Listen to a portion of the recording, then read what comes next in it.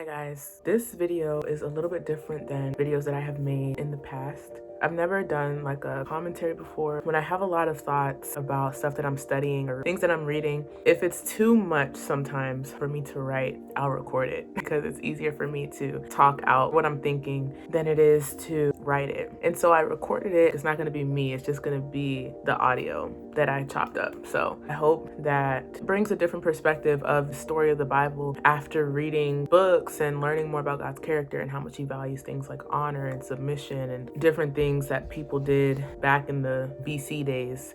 Yeah, so I hope that, I don't know, it's interesting. It's interesting, and I hope that you enjoy it, and I hope that you are able to listen to the whole thing. I tried to condense it as much as I possibly could because I can chat. I noticed that about myself, I can chat. But yeah, I hope that you like it. And if you have your own thoughts, please feel free to comment down below, share it with somebody else. And yeah, I hope that you enjoy it. So I felt earlier study Hagar. And I didn't hear specifically study the God who sees, but my only frame of reference for Hagar is knowing that God saw her.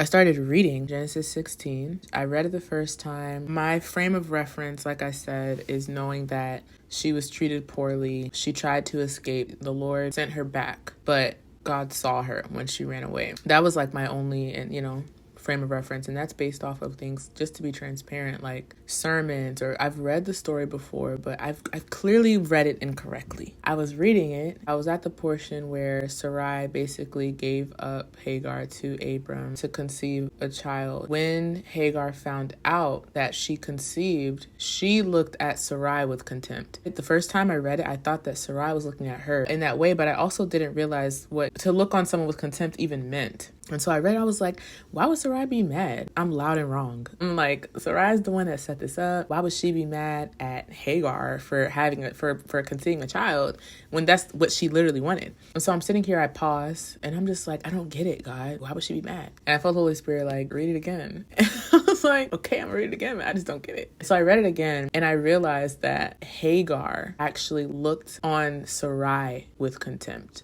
And I was like, oh, that's so crazy. And when I read contempt, once again, I didn't know what that meant. So I'm just reading. I'm like, oh, okay. So she's looking at Sarai this way. Okay, this kind of makes sense. Because then later on in the verse, Sarai's like confused. Like, why are you looking at me like this? How dare you? Then Abram's like, do with her what you will. That's your servant. You know what I'm saying? And so then she starts treating her harshly. And so I had the story all wrong in my head.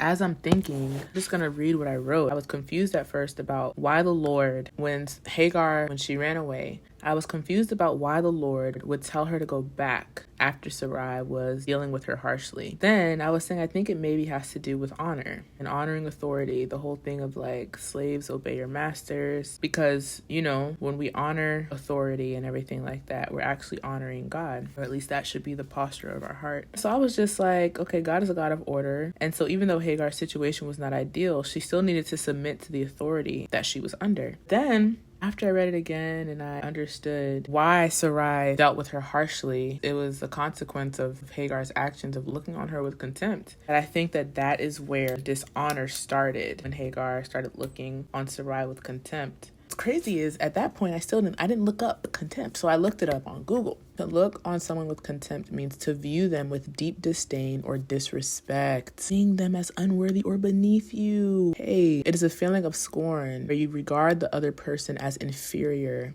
often accompanied by a sense of disgust or revulsion. Oh my gosh, that is crazy. So that is obviously the opposite of honor. Once Hagar conceived a child with Abram, she looked at her master as if her master, the authority that was above her, she looked at her authority as if her authority was beneath her. She lost all honor. And so the consequence of her action was to be dealt with harshly, which makes sense given the circumstances, but she left. And so the Lord told her, I do see you. I found you. And I think that's the thing that's beautiful, is even in her dishonor, that the Lord found her. The Lord saw her. The Lord listened to her affliction, right? The Lord saw her. But the angel of the Lord said, return and submit, and there's a reward. I will surely multiply your offspring so they cannot be numbered for multitude. So there's a reward. That was going to be the reward of honor, because, I didn't realize that Hagar low-key disrespected Sarai.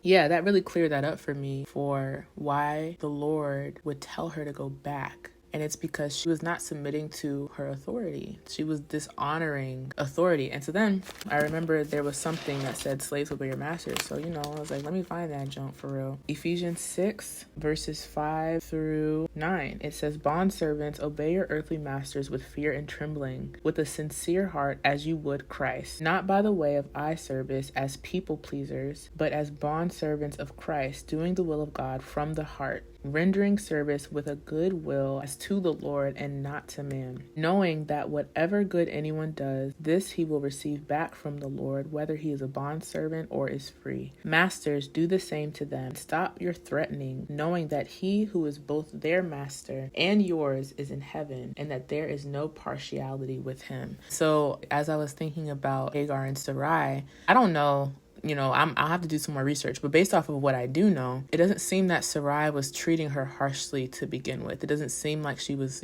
threatening her. It seems like it was just the whole bondservant master thing. Like it was just what was going on back then, where she was just a servant, but Sarai was not dealing with her harshly to begin with. And so the fact that Hagar looking on her with contempt was really pride. It's definitely not to say that Sarai was not wrong, because she definitely shouldn't have did. She should have trusted the Lord to give her child, but she didn't. And so they both was wrong. But Hagar stepped out of line and became filled with pride and started disrespecting her master. And the Lord was like, hey, listen, I understand. Like, I see you. It's like the Lord did see her, even, I believe, validated her. But he also was like, go back and submit. It just makes sense. It shows me that God is the God who sees everything, and his word remains the same. His statutes, right? Like it's the same through and through. And there's no validation of masters treating their servants harshly or anything. That's just like a sidebar that I find really helpful when it comes to the context of like slaves and masters and stuff like that. It's like having a boss pretty much. But yeah, like there's order to things. And I think that that is what the Lord cleared up for me as I looked at Hagar, is the importance of honor, of submission. I do wonder what it would look like for Hagar if she would have just remained in a place of humility, I wonder what that would have looked like, because I wonder if Sarai would have taken care of her, if Sarai would have treated her differently, because obviously she's carrying the child that Sarai wants. So I doubt that Sarai would deal with her harshly just because she got pregnant, because that's why Sarai set her up like that, to get pregnant. Yeah, it started with pride, disrespecting, dishonoring, and then running away when the consequence came. It's like the Lord, he didn't want her to be dealt with harshly, but he also didn't want her to dishonor her authority. And just because she ran away doesn't mean that she wasn't still a bond servant. And another thing is, not only is her going back to submit to her authority, like the order of things, but also it was much better for her to be there than it would be to be in the desert pregnant by herself. Like she just simply wouldn't have survived. And I think that there's a lot of emphasis when it comes to the story of Hagar on the part of God being the God who sees only. The only part that they emphasize. They don't emphasize the fact that the Lord instructed her to go back to represent honor, like true honor, to represent submission, to represent humility, because she left after dealing with the consequences of her pride. That's really what I drew from that situation. So yes, God sees. He sees the heart. He sees the matter of the heart. He sees our motives, our actions. He sees everything. And he sees us. He sees our circumstances. He sees everything. And this, honestly, for me, rather it just being, God, you see me, you see me. It's, God, you see the depths of my heart. And you see when my heart is not postured well. It just really cleared up this story for me a lot. It doesn't invalidate how Hagar felt after she left, but it gave some language as to why she was dealt with harshly and why the Lord told her to go back. It's just the order of things. And I think that that is something that a lot of people might wrestle with, where it's like, why would I go back? But it's also like, it started with pride. Pride is, oh man, it's something serious. So yeah, that's so interesting. But yeah, that's all.